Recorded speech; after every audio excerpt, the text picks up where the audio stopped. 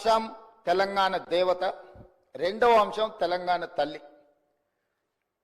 తెలంగాణ మూర్తి దేవతలాగా వజ్ర వైదూర్యాలతో కిరీటాలతో భుజకీర్తులతో ఉండాలా, లేకపోతే తెలంగాణ తల్లి మన తల్లిలాగా మన ఇంట్లో మన అమ్మను చూసుకుంటే మనకి ఏ విధంగా అయితే సంతృప్తినిస్తుందో, ఒక అమ్మ మనల్ని ఎంత ప్రేమగా గుండెల్లో పెట్టుకొని చూసుకుంటుందో అట్లా ఉండాలని ప్రస్తావన వచ్చినప్పుడు మేధావులు, ఉద్యమకారులు, కవులు, కళాకారులు మనం తెలంగాణ తల్లి అనే భావనతోనే ఉద్యమ బాట పట్టినాం.